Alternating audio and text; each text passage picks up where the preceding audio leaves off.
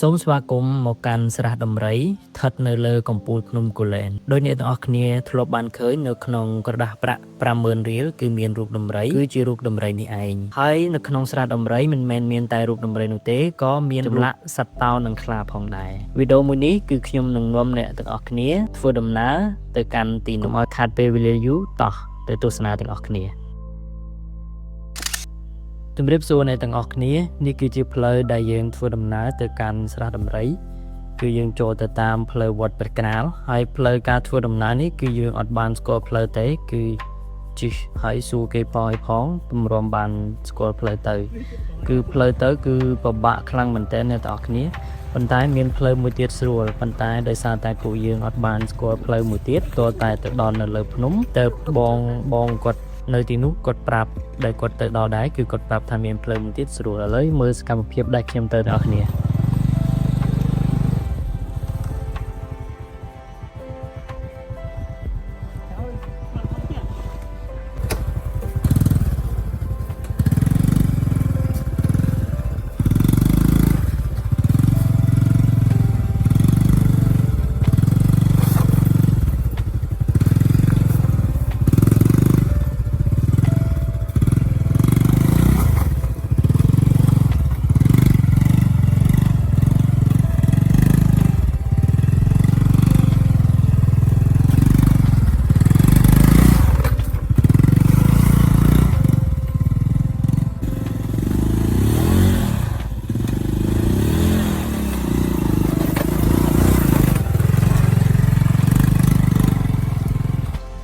បាទឥឡូវគឺយើងបានមកដល់ស្រះដំរីហើយគឺថាទ្រាំបានមកដល់ឡើងវេទនាហើយឥឡូវយើងបានមកដល់ស្រះដំរីស្រះដំរីនៅទីនេះគឺពីមុនជាស្រះតែដោយសារវាលុបបាត់ហើយនឹងសល់តែរូបដំរីហើយមកខាងរូបតោ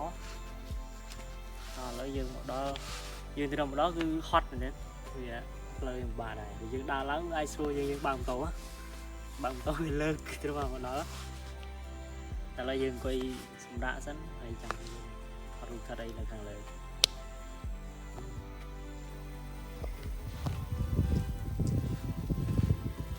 បាទនេះគឺជាទឹកដែលលឺបងនោះគាត់ថាទឹកហ្នឹង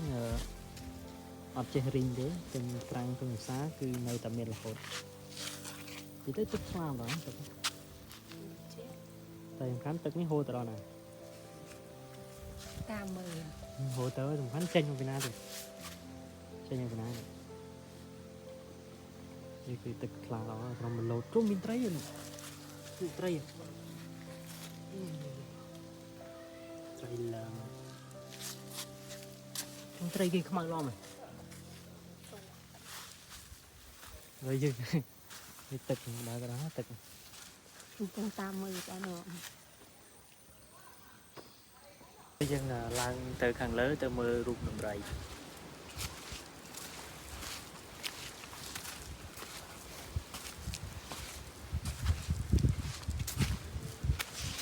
នេះគឺរូបសំណាក់ដំរីរូបសំណាក់ហ្នឹងគឺគេឆ្លាក់ជាប់ជាមួយនឹងថ្មតែម្ដងហើយពិសារាប់ពាន់ឆ្នាំហើយត្រូវទឹកត្រូវភ្លៀងអញ្ចឹងវាសឹកអស់ហើយបាក់ចៃគេភ្លុកវាឥឡូវយើងឡើងលើ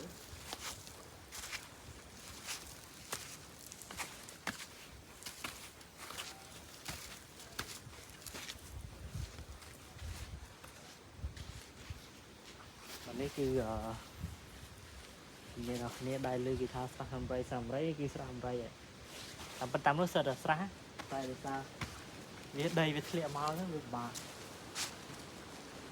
ហើយនេះគឺខាងនោះគឺរូបដំរីហើយខាងនេះគឺតោ3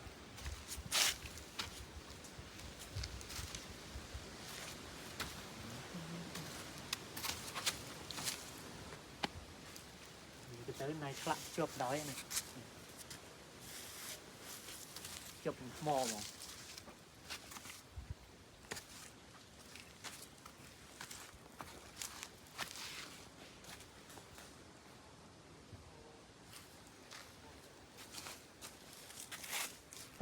ខ្ញុំឃើញនៅក្នុងរូបភាពក៏ដូចជាឯកសារផ្សេងៗខ្ញុំគិតថារូបដំរីនេះតូចប៉ុន្តែនៅពេលដែលខ្ញុំមកដល់ផ្ទាល់គឺរូបដំរីមិនមែនតូចទេអ្នកទាំងអស់គ្នាដែលមានកម្ពស់ប្រហែលជា7-4ម៉ែត្រហើយនិងប្រវែង7-5ម៉ែត្រអ្នកទាំងអស់គ្នាហើយនៅទីនេះគឺមិនមែនមានតែសត្វដំរីនោះទេគឺមានសត្វតោហើយនិងសត្វខ្លាហើយនិងសត្វគោផងដែរគឺជាយានជំនិះរបស់ព្រះយេស៊ូវបាទអ្នកទាំងអស់គ្នាស្រះដំរីគឺមិនមែនមានតែដំរីទេគឺមានតោដែរនេះតោហ្នឹងឯងទ្រាំបានជិះម៉ូតូមកដល់មិនស្រួលទេអ្នកទាំងគ្នាបើស្អីយើងដើរឡើងមកមិនសូវហត់ទេជិះម៉ូតូមកហត់សារលើកម៉ូតូផ្លូវបាពេកតែមកមិញយើងមកតាមផ្លូវព្រះអង្គក្រាលមកពិបាក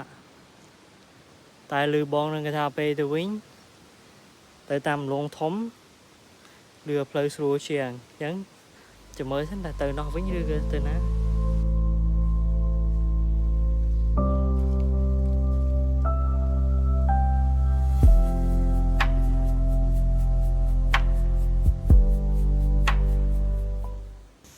នេះគឺទេសភាពអានេះស្វ័យលើមែនអត់បងស្គាល់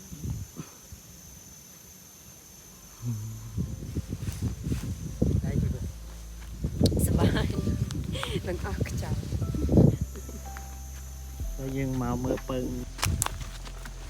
ជ្រុលកំផ្លោដល់រយ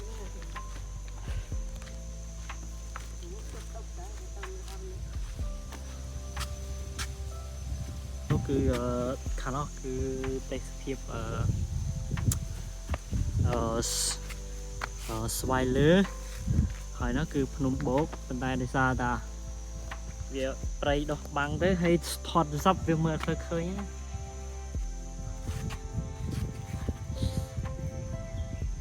ឡើងទៅលើវិញ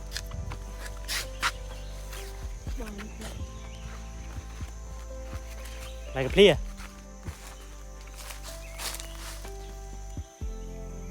ជួយដូចឡាខ្លាយគេ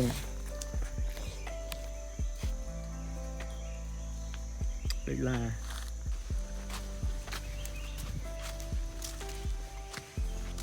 លើយើងទៅលើវិញ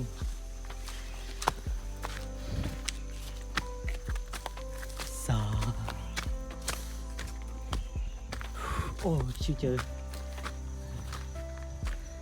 ដេកមួយសិននៅកន្លែងនេះគឺពើងមកនេះពេលយើងអាចទៅឃើញទេសភាពនៅក្រោមភ្នំនោះភ្នំបូកហ្នឹងទៅពេលយើងមកដល់នេះវាចូលលក្ខណៈវានេះភ្នំហើយវាជើងភ្នំវាខ្ពស់បំផុតណាទេសភាពស្អាតខ្យល់ហៀលមក Oh my god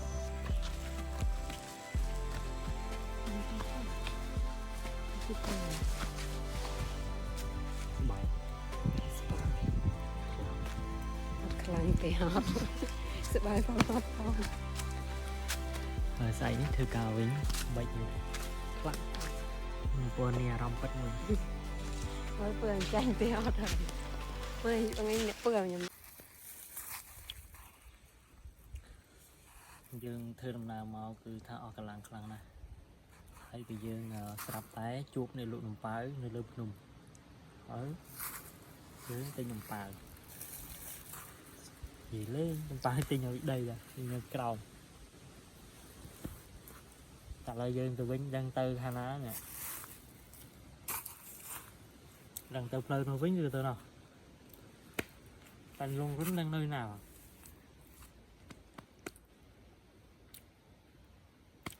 យើងទៅណាលងរុនណាអរគុណអ្នកទាំងអស់គ្នាសម្រាប់ការទស្សនាវីដេអូមួយនេះតាំងពីដើមរហូតដល់ចប់បើពេញចិត្តវីដេអូមួយនេះកុំភ្លេចជួយ Subscribe ម្នាក់មួយដើម្បីបានវីដេអូបន្តទៀតអរគុណបាយបាយ